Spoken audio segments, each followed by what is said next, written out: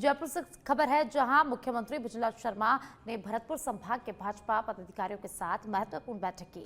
बैठक से पहले संविधान दिवस मनाते हुए संविधान की पुस्तक को मस्तक से लगाकर सम्मानित किया गया। मुख्यमंत्री बिजला शर्मा ने कहा कि प्रधानमंत्री नरेंद्र मोदी के नेतृत्व में राजस्थान के विकास का संकल्प पूरा हो रहा है। उन्होंने कार्यकर्ताओं और पदाधिकारियों से आगामी निकाय और पंचायती राज चुनाव के लिए तैयारी शुरू करने की अपील की।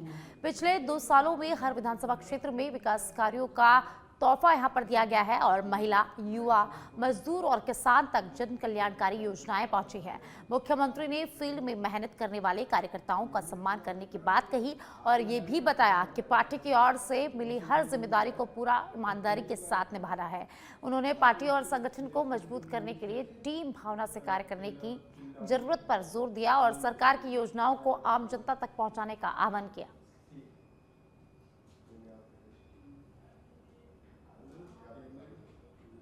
जयपुर मिलिट्री स्टेशन के गांधी स्टेडियम में बुधवार को special Olympics state games athletes 2025 का भव्य शुभारंभ हुआ। आयोजन सप्त शक्ति आर्मी विमेंस वेलफेयर एसोसिएशन और स्पेशल ओलंपिक्स भारत के संयुक्त तत्वाधान में किया गया। उद्घाटन उप मुख्यमंत्री दिया कुमारी ने किया। समारोह की शुरुआत विशेष एथलीटों के प्रेरणादायी मार्च पास्ट से हुई, जिसके बाद सांस्कृतिक प्रस्तुतियों, बैंड डिस्प्ले और टॉर्च रिले ने दर्शकों को मंत्रमुग्ध कर दिया। करीब 300 से ज्यादा स्पेशल एथलीट राजस्थान के विभिन्न जिलों से खेलों में भाग ले रहे हैं। चयनित खिलाड़ी नेशनल ओलंपिक्स में जगह बनाएंगे और बाद में चिली में होने वाले अंतर्राष्ट्रीय खेलों में देश का प्रतिनिधित्व करेंगे। उप मुख्यमंत्री दिया कुमारी ने कहा कि यह मंच विशेष बच्चों की क्षमताओं को पहचान दिलाने और आत्मविश्वास को बढ़ाने का सशक्त जरिया है। सेना की ओर से GOC in chief lieutenant general Manjinder Singh ने कार्यक्रम के आयोजन के लिए आभार जताते हुए इसे निरंतर जारी रखने की बात कही।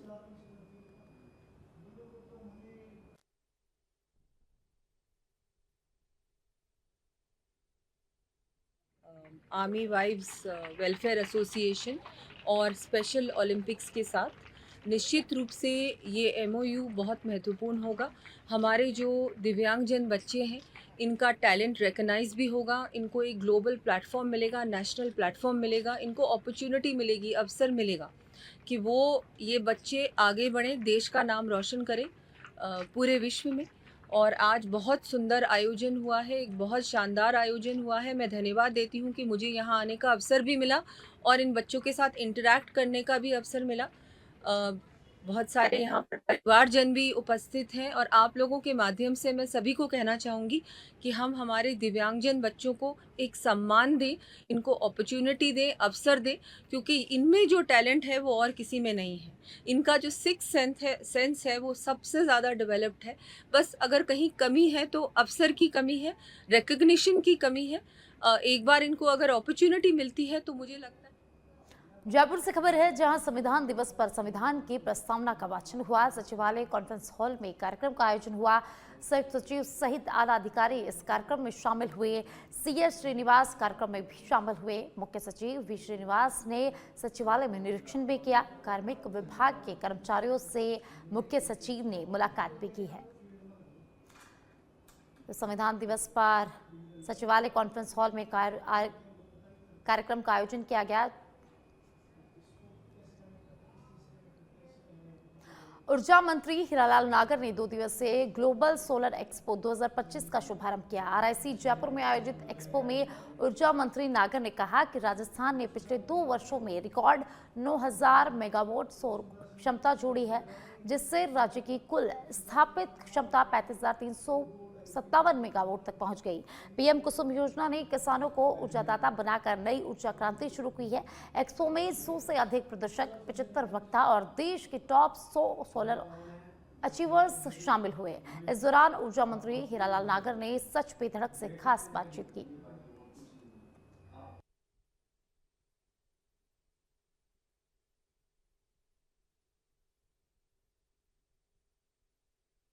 आयोजन किया जा रहा है, क्योंकि लगातार इस तरह के आयोजन राजस्थान में हो रहे हैं। इन्वेस्टर्स हैं, उनका खासा ध्यान राजस्थान में है सोलर एनर्जी को लेकर। ऊर्जा मंत्री हीरालाल नागर ने इस एक्सपो का पूरा विजिट किया है। किस तरह से एग्जीबिटर्स ने यहाँ पर अपनी स्टॉल्स लगाई है, जो उत्साह देखा जा रहा है लगातार, क्योंकि इस तरह के आयोजन लगातार हो रहे हैं। क्या जो है उनका एक्साइटेडमेंट है जो इन्वेस्टर्स का सोलर को लेकर? देखिए, जो एक्सपो लगते हैं, ऐसे ग्लोबल एक्सपो में कई उत्पाद ऐसे आते हैं जो अपना, कई तो ऐसी कंपनी आती है जो कि बिल्कुल कुछ नया प्रोडक्शन करते हैं और उसको सबके सामने प्रदर्शित करना होता है, और उसके माध्यम से इसमें जो विजिटर्स आते हैं उसको देख करके और अपने जो भी प्रोजेक्ट है उनमें उपयोग करना चाहते हैं। तो एक ही छत के नीचे ऐसे उपयोगी जो जितने भी इक्विपमेंट यहाँ आए हैं, और उनमें मैंने भी देखा है कि कई नई नई टेक्नोलॉजी आज जो बढ़ रही है, और वो हर टेक्नोलॉजी बदल करके नया जो रूप ले रही है, तो उसमें काफ़ी संभावनाएं हैं। और राजस्थान में सोलर की बहुत संभावनाएं हैं।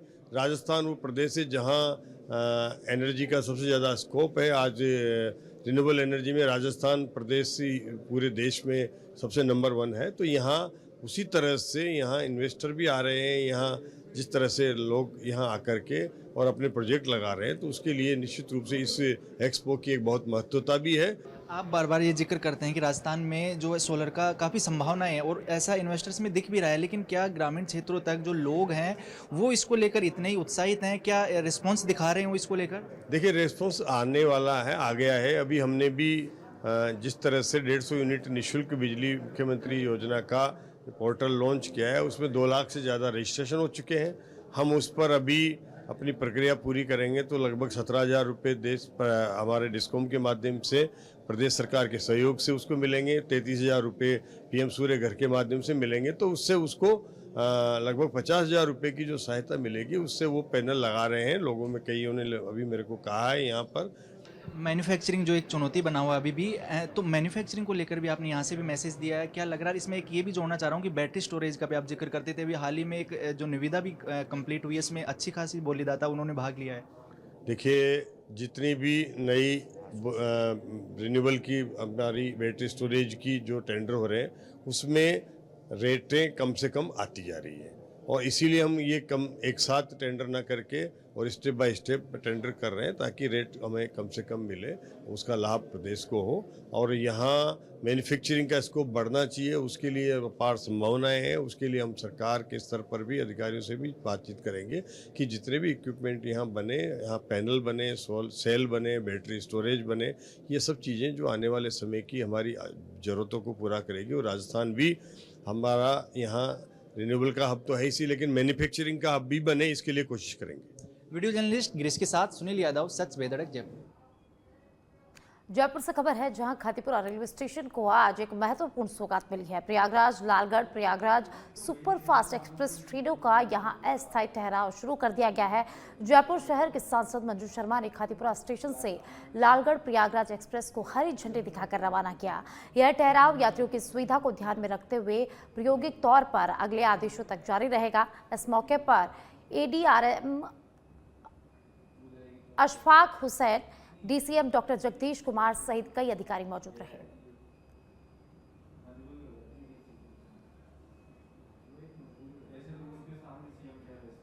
और अब सिरोही के आबू रोड से बड़ी खबर है, जहां क्यारिया गांव के खेत में विशालकाय अजगर दिखा है। महिला को खेत में काम करने के दौरान यह अजगर दिखा। महिला के द्वारा चारा उठाने के दौरान अजगर पर हाथ लग गया। अजगर को देख मौके पर जोर जोर से जो महिला है वो चिल्लाने लग गई। घटना के बाद मौके से महिला ने भागकर यहां जैसे तैसे अपनी जान बचाई। घटना के बाद ग्रामीणों की भीड़ मौके पर इकट्ठा हो गई। ग्रामीणों की सूचना पर स्नैक कैचर की टीम मौके पर पहुंची और स्नैक कैचर ने कड़ी मशक्कत के बाद अजगर का रेस्क्यू किया। वन विभाग के अधिकारी के नेतृत्व में अजगर को सुरक्षित जंगल में छोड़ दिया गया। तो सिरोही के आबू रोड से खबर है, जहां एक खेत में विशालकाय अजगर को देखा गया। तो एक महिला ने अजगर को देखा। महिला खेत पर काम कर रही थी और इसी दौरान उसको अजगर दिखाई दिया। महिला जब चारा उठाने लगी तो उसका हाथ अजगर के टच हो गया। उसके बाद महिला जोर जोर से चिल्लाने लगी और महिला ने मौके से भागकर जैसे तैसे अपनी जान बचाई। और जैसे ही ग्रामीणों को पता चला, ग्रामीणों की भीड़ मौके पर इकट्ठा हो गई और स्नैक कैचर को इसकी सूचना दी गई और मौके पर स्नैक कैचर की टीम ने पहुंचकर बड़ी मशक्कत के बाद सांप कर काबू पाया। छिंदवाड़ा जिले के मोहखेड़ में जल संरक्षण को बढ़ावा देने के लिए एक महत्वपूर्ण पहल की गई। 25 नवंबर 2025 को मछेरा गांव में जन अभियान परिषद और नवाकोर संस्था के सहयोग से बोरी बंधन कार्यक्रम का आयोजन किया गया।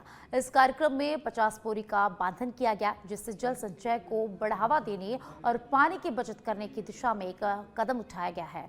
मोहखेड़ के ब्लॉक समन्वयक भवानी प्रसाद कुमरे के मार्गदर्शन में और MSW और BSW के छात्रों ने श्रमदान भी किया। यह अभियान न केवल जल संरक्षण के लिए महत्वपूर्ण है, बल्कि यह ग्रामीणों में जागरूकता फैलाने का एक बड़ा प्रयास भी है। और डूंगरपुर में आज भारतीय ट्रेड यूनियन ने केंद्र सरकार के द्वारा लागू की गई 4 नए श्रम संहिताओं के खिलाफ विरोध प्रदर्शन किया। ट्रेड यूनियन से जुड़े विभिन्न संगठन जैसे इंटक, एटक, C2, SFI और DYEFI के पदाधिकारी एकत्रित हुए और शहर में उन्होंने रैली भी निकाली। रैली पुराना बस स्टैंड, तहसील चौराहे और कलेक्ट्रेट होते हुए पहुंची, जहां धरना दिया गया और ज्ञापन भी सौंपा गया। प्रदर्शनकारियों का आरोप था कि ये नई श्रम संहिताएं सिर्फ कॉरपोरेट जगत के हित में है और मजदूरों के खिलाफ है। ज्ञापन में विभिन्न मांगे जैसे किसानों के लिए MSP लागू करने, स्कीम वर्कर्स को 26,000 रुपए महीने देने और अन्य स्थानीय समस्याओं का समाधान करने की बात की गई।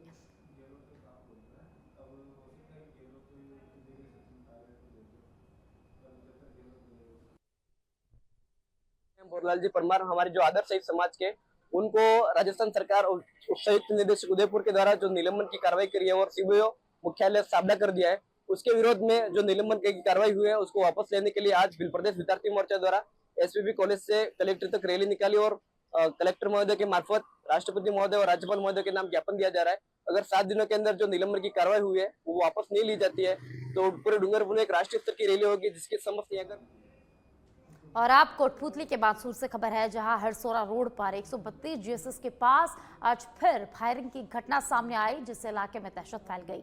जानकारी के मुताबिक थार और स्विफ्ट गाड़ी में सवार बदमाशों ने बाइक को टक्कर मार दी, जिसके बाद बाइक सवार 2 युवक गिरकर घायल हो गए। टक्कर के बाद बदमाशों ने 4 से 5 राउंड फायर किए और मौके से फरार हो गए। घायल युवक कालू मांझी और घनश्याम माजरा रावत ने बताया कि टक्कर के बाद हमलावर लगातार फायर करते रहे। प्रारंभिक जानकारी के अनुसार यह मामला पुरानी रंजिश के चलते किया गया है। पुलिस ने घटना के बाद इलाके की घेराबंदी कर दी है और बदमाशों की तलाश तेज कर दी है। नाकाबंदी की गई है और पुलिस अब इस पूरे मामले की जांच में जुट गई है।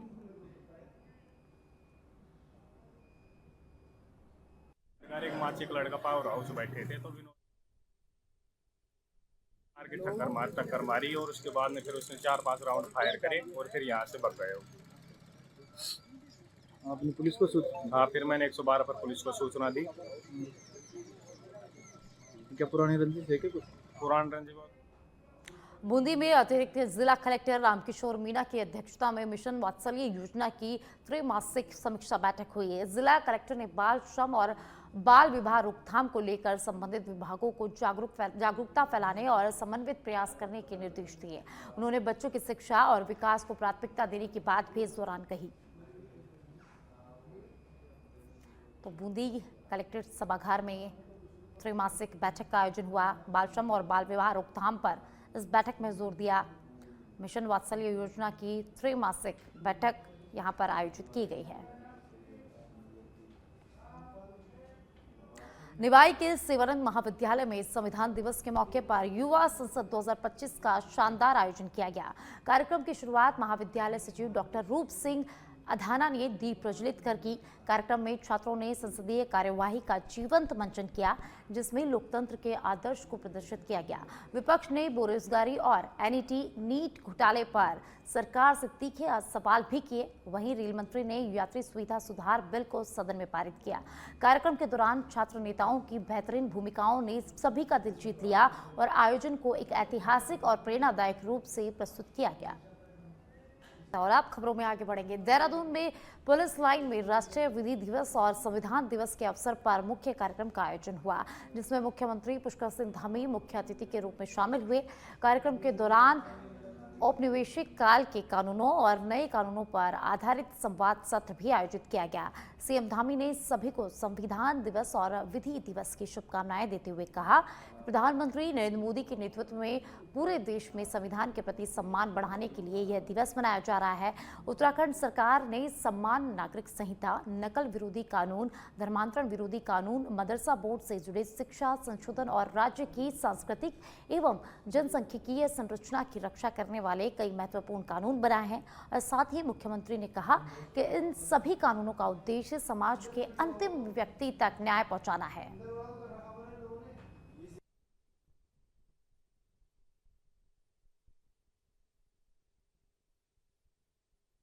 विधि दिवस की सबको बधाई देता हूँ, शुभकामनाएं देता हूँ। हमारे प्रधानमंत्री जी के नेतृत्व में भारत के संविधान के प्रति और सम्मान का भाव लोगों का हो, इसलिए उनके प्रधानमंत्री बनने के बाद पूरे देश के अंदर इसको एक पर्व के रूप में मनाया जा रहा है।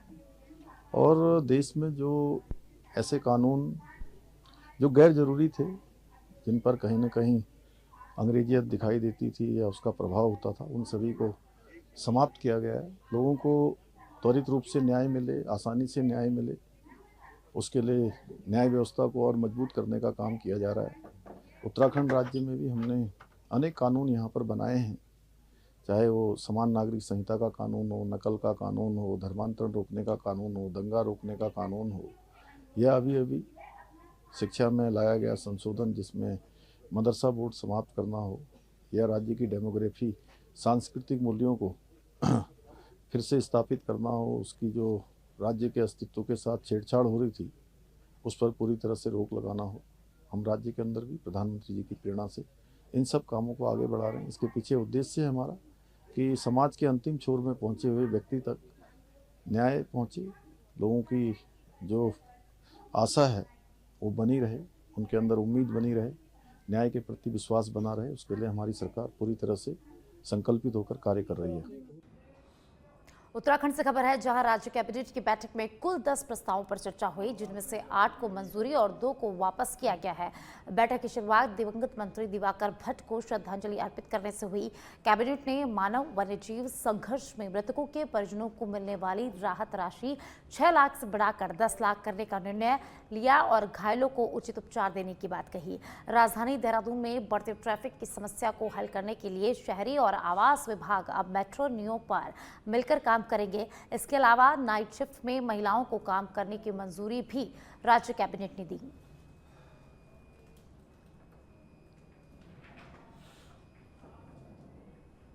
और अब उत्तराखंड के रुड़की से खबर है, जहां जिलाधिकारी मयूर दीक्षित की अध्यक्षता में चिकित्सा प्रबंधन समिति की बैठक आयोजित की गई। बैठक में स्वास्थ्य सुविधाओं को और बेहतर बनाने के लिए वर्ष 2025-26 के लिए 3 करोड़ 58 लाख रुपए का बजट अनुमोदित किया गया। जिलाधिकारी ने उप चिकित्सालय में सीसीटीवी कैमरे लगाने, सुरक्षा प्रबंधन को सुधारने और अस्पताल में उपलब्ध एम्बुलेंस सेवाओं को निःशुल्क एवं कम दरों पर उपलब्ध कराने के निर्देश दिए हैं। इसके अलावा ऑपरेशन थिएटर और अस्पताल की साफ सफाई व्यवस्था में सुधार और पीआरडी कर्मचारियों के स्थान पर नए कार्मिकों की तैनाती की योजना भी बनाई गई है। इस दौरान ज्वाइंट मजिस्ट्रेट दीपक रामचंद्र सेठ और मुख्य चिकित्सा अधीक्षक डॉक्टर संजय कंसल भी मौजूद रहे।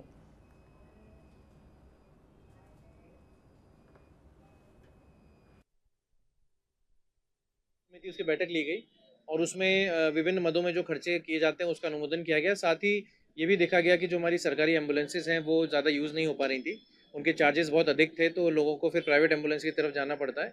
तो समिति ने ये डिसाइड किया कि एम्बुलेंसेज के चार्जेस या तो हम पूरी तरह से ख़त्म करेंगे या फिर उसको कम से कम रखेंगे। देखिए, आज सिविल हॉस्पिटल की जो प्रबंध समिति उसकी बैठक ली गई और उसमें विभिन्न मदों में जो खर्चे किए जाते हैं उसका अनुमोदन किया गया। साथ ही ये भी देखा गया कि जो हमारी सरकारी एम्बुलेंसेज हैं वो ज़्यादा यूज़ नहीं हो पा रही थी, उनके चार्जेस बहुत अधिक थे, तो लोगों को फिर प्राइवेट एम्बुलेंस। उत्तराखंड के रानीखेत में आज भारतीय संविधान दिवस बड़े श्रद्धाभाव के साथ मनाया गया।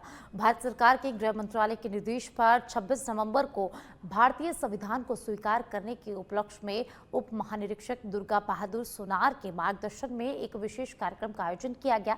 इस अवसर पर अधिकारियों और जवानों ने मिलकर संविधान की प्रस्तावना का उच्चारण किया। इस कार्यक्रम में संविधान निर्माण में योगदान देने वाले महापुरुषों, विशेषकर भारत रत्न बाबा साहेब भीमराव अंबेडकर का स्मरण भी किया गया। 26 नवंबर 1949 को संविधान को अंगीकार करने के 76 वर्षों के इस ऐतिहासिक मौके पर भारतीय संविधान को उसकी प्रस्तावना की आत्मा के रूप में प्रस्तुत किया गया। इस आयोजन में कमांडेंट देबासिस पाल, द्वितीय कमान अधिकारी कुमार सुंदरम और उप कमांडेंट अरविंद कुमार सहित अन्य अधिकारी और जवान शामिल रहे।